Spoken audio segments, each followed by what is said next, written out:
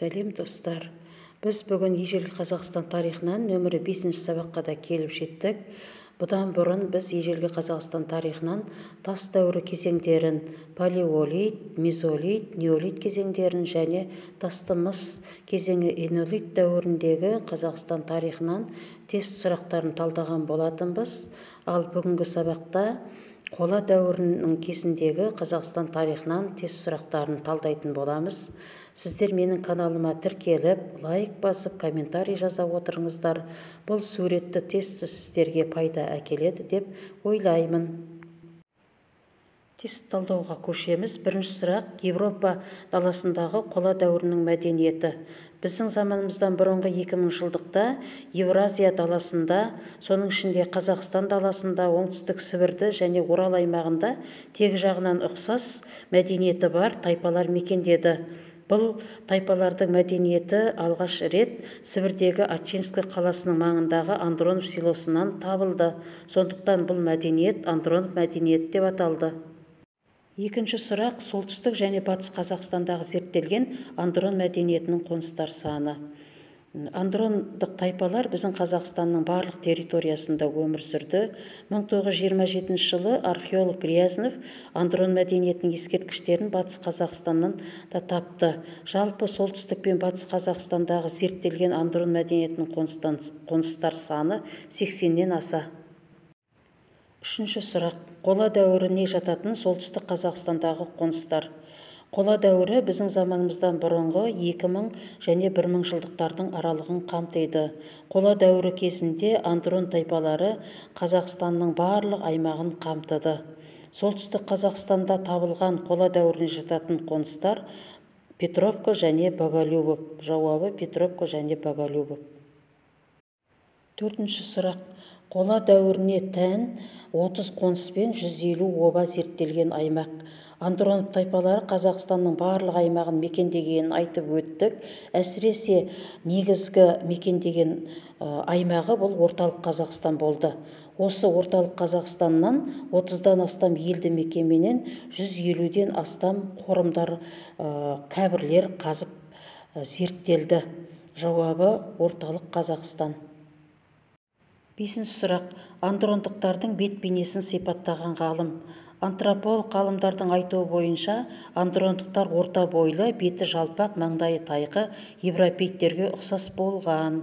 Ал андрондықтардың бет бейнесін сипаттаған ғалым бұл Алексеев. Алексеевтің айтуы бойынша андрондықтар мұрынды келген, бет сүйегі шығыңқы емес, көздері үлкен, кескін кейпі ірі, дене құрылысы мығым, жігерлі, келбетті адамдар болған деп сипаттайды.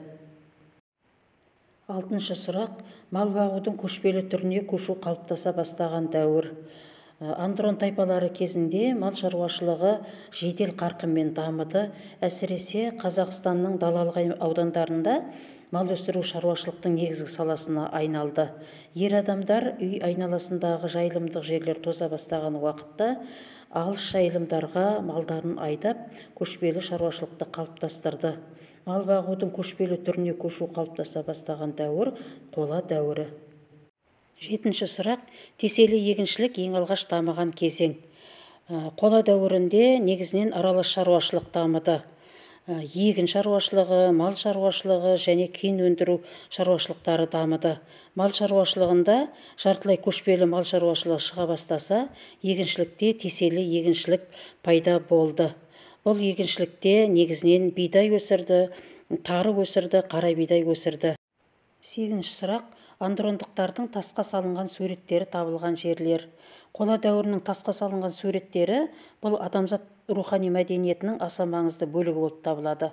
Андрондықтар тасқа қашап суреттер салған. Оның ішінде көбіне жабайы бұқаны, қос өркешті бактриян түйесін, билеп тұрған адамдарды және соғыс арбаларында кең түрде салған. Андрондықтардың тасқа салынған суреттері табылған жерлер бұл Таңбалы, Жасыбай, Хантау. Тоғызыншы сұрақ: андрондықтардың сүт өнімдері мен етті сақтау тәсілі.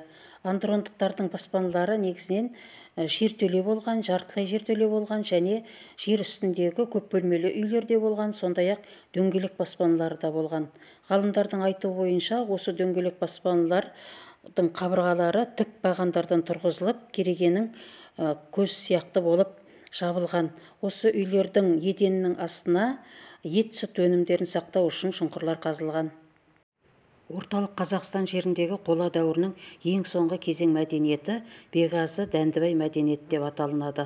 Бұл мәдениеттің алғашқы белгілері Қарағанды маңындағы Беғазы ауылынан және Балқаш көлінің жағалауындағы Дәндібай ауылынан табылды. Осы екі мекеннен табылған заттар бір дәуірге тиісті болғандықтан Беғазы Дәндібай мәдениеті деп аталды. Беғазы Дәндібай мәдениетінің хронологиялық ауқымы біздің заманымыздан бұрынғы 12-8 ғасырлардың аралығын қамтиды. Жалпы андрон мәдениеті Қазақстан даласының барлық аумағынан, оңтүстік Сібірден, Орал аумағынан және Жайық маңынан табылды. Бірақ Беғазы Дәндібай мәдениеті тек қана орталық Қазақстанда ғана пайда болған жаңа мәдениет. Беғазы Дәндібай мәдениетінің ерекшелігінде андрондтың дәстүрлері сақталған, бірақ жерлеу тәсілдері өзгешерек болған. Тебінді жайылымға байланысты саны артқан мал. Қола дәуірінде көшпелі мал шаруашылығы дами бастады. Осы жағдайға байланысты малдың құрамы да өзгеріске ұшырады. Мысалы, ірі қараны азайтты, оның орнына қой менен жылқыны көбірек өсірді. Себебі қой менен жылқы тебіндеп жайыла алатын болды. Қазақстан жеріндегі қола дәуірін жоспарлы зерттеу басталған жыл. Қазақстан жеріндегі қола дәуірін жоспарлы зерттеу басталған жыл 1946 жыл. 1946 жылы қазақтың біртуар ұлы ғалым энциклопедист Әлкей Марғұлан көне дәуірді зерттеу үшін экспедиция құрды. Қазақстан жеріндегі қола дәуірін түбегейлі зерттеуді бастаған ғалым бұл қазақтың біртуар ғалымы Әлкей Марғұлан. Кемел Ақышев бұл да орталық Қазақстандағы қола дәуірінің ескерткіштерін зерттеуге қатынасты. Хасан Алпысбаев бұл тас дәуірін, әсіресе Бөріқазған мен Тәңірқазан ескерткіштерін ашқан ғалым. Массын Орта Азиядағы көптеген тарихи ескерткіштерді зерттеуге қатынасты. Қола дәуірі қоныстарының көбінесе орналасқан жері өзендердің жағасы. Қазақстандағы ірі өзендер Жайық өзені, Есіл, Ертіс, Іле, Шу, Талас, Нұра, Атасы өзендерінің бойынан қола дәуірінің ескерткіштері табылды. Көкшетау жеріндегі қола шалғы табылған қоныс. Қола дәуірінде теселі егіншілік пайда болды. Осы егінді шабу үшін қола шалғы жасалынған, оның табылған жері Шағалалы. Қола дәуірі қауымы ішінде әлеуметтік теңсіздікті тудырған. Қола дәуірінде әлеуметтік теңсіздік қалыптаса бастады. Материалдық игіліктерді өндіруде ерлердің рөлі артты. Әсіресе соғыс істерінде тайпа көсемдерінің қолына көптеген байлық жиналды. Жауабы мал-мүлік теңсіздігінің шығуы. Қола дәуірі кезіндегі жоғарғы дінбасылары. Қола дәуірінде адамдардың байлығымен қатар олардың дәрежесі де анықталған. Мысалы, дінбасылары абыздар деп аталынған. Қола дәуірі абыздарының негізгі міндеттері. Жалпы абыздар діни жоралғыларды жүргізіп отырған, сондай-ақ ежелгі дәстүрмен білімді сақтаушылар деп те аталынған. Олардың негізгі міндеттері салт дәстүрлердің орындалуын қадағалап отырған. Андрондықтардың мойнына таққан тұмаршалары жыртқыш аңдардың азу тісі. Достар, мен сіздерге көптеген пайдалы ақпарат бердім. Сондықтан сіздер менің каналыма тіркеліп, лайк басып, комментарий жазуды ұмытпаңыздар.